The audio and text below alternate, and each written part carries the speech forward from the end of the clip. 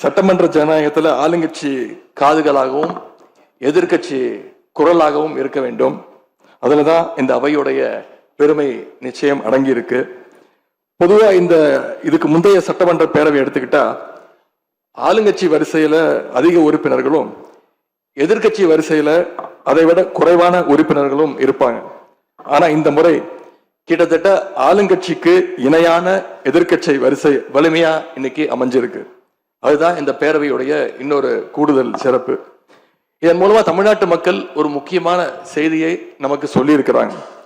அது என்னன்னா, எதிர்கட்சி வரிசை மிக மிக வலிமையாக இருந்து இந்த அரசை, புதிய அரசை வழிநடத்தணும், ஆக்கப்பூர்வமான விமர்சனங்களை முன்வைக்கணும் அப்படின்னு மக்கள் நமக்கு சொல்லி இருக்கிறாங்க. நான் நம்புறேன். ஆகவே மக்களுடைய எண்ணத்தை பிரதிபலிக்கிற மாதிரி எங்களுடைய பணிகள் நிச்சயம் இருக்கும். மாண்புமிகு பேரவைத் தலைவர் அவர்களே, இந்த அரசு பொறுப்பேற்ற நிகழ்ச்சியில் நடந்த ஒரு நிகழ்வை இங்க நான் சுட்டிக்காட்ட விரும்புகின்றேன். ஏற்கனவே சுட்டி காட்டியிருக்கிறாங்க. அந்த நிகழ்ச்சியில தமிழ்தாய் வாழ்த்து 3வது இடத்துக்கு தள்ளப்பட்டிருக்கு. இது தமிழ்நாட்டு மக்கள் மத்தியில மிகப்பெரிய ஒரு கோபத்தையும் அதிர்ச்சியையும் ஏற்படுத்தி இருக்கு. அதை எதிர்கட்சிகள் எல்லோரும் விமர்சிச்சிருக்கிறோம். அதுக்கு ஆளுங்கட்சியும் ஒரு விளக்கத்தையும் கொடுத்திருக்கிறாங்க. நானும் பார்த்தேன். எங்களோட கருத்து என்ன அப்படின்னா, பாஜக ஆட்சிக்கு வந்திருக்கக்கூடிய மேற்கு வங்க மாநிலத்துல பதவியேற்பு நிகழ்ச்சியின் போது வந்தே மாதரம் பாட்டு பாடல. ஆனா இங்க தமிழ்நாட்டுல அது பாடப்பட்டிருக்கு. மேற்கு வங்கத்துல இன்னைக்கு யாரு ஆளுநரா போய் உட்கார்ந்து இருக்காங்க அப்படின்னு உங்க அத்தனை பேருக்கு தெரியும். சொல்ல வேண்டிய அவசியம் இல்லை. அவர் இங்க ஆளுநரா இருந்தப்போ தமிழ்நாடு சட்டமன்ற பேரவையில தமிழ்தாய் வாழ்த்துக்கு முன்னாடி தேசிய கீதம் பாடணும்னு பேரவையினுடைய மரபையே மாத்த சொன்னவர் தான் இன்னைக்கு மேற்கு வங்கத்தில் ஆளுநராக இருக்கிறார். அதை நாங்க உறுதியா, எங்களுடைய தலைவர் அப்போதைய முதலமைச்சர் உறுதியா மறுத்தார்.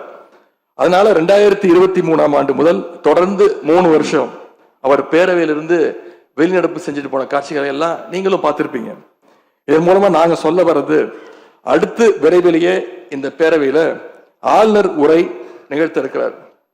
ஆகவே ஏற்கனவே உங்களுடைய அரசினுடைய பதவியேற்பு விழாவில் நடந்த அந்த சம்பவம், அந்த தவறு மீண்டும் இந்த பேரவையில நடப்பதற்கு நீங்க அனுமதிக்க கூடாது. நாங்கள் அனுமதிக்க மாட்டோம்.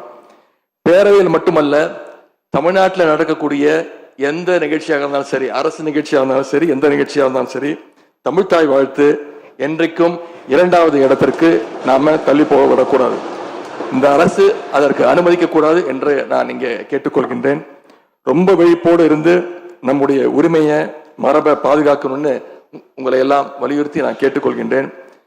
மாண்புமிகு பேரவைத் தலைவர் அவர்களே, வண்டிக்கு பிரேக் எப்படியோ, ஒரு காலைக்கு மூக்கனாங்கயிறு எப்படியோ, அப்படிதான் ஆளுங்கட்சிக்கு எதிர்கட்சி அப்படின்னு பேரறிஞர் அண்ணா அவர்கள் நமக்கு சொல்லியிருக்கிறார். ஆகவே பேரறிஞர் அண்ணா சொன்ன வழியில ஆளுங்கட்சியினுடைய செயல்பாட்டை உற்று நோக்கி உங்களுடைய நிறைகளை, குறைகளை சுட்டு காட்டுகின்ற ஒரு ஆக்கப்பூர்வமான எதிர்கட்சியாக நாங்கள் நிச்சயமாக செயல்படுவோம்.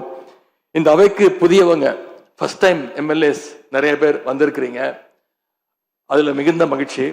அதே போல ரொம்ப வருடங்களுக்கு பிறகு நிறைய பெண் சட்டமன்ற உறுப்பினர்கள் இங்க இடம்பெற்றிருக்கிறீங்க. அதுல எங்களுக்கு கூடுதல் மகிழ்ச்சி. அத்தனை பேருக்கும் மீண்டும் என்னுடைய வாழ்த்துக்கள்.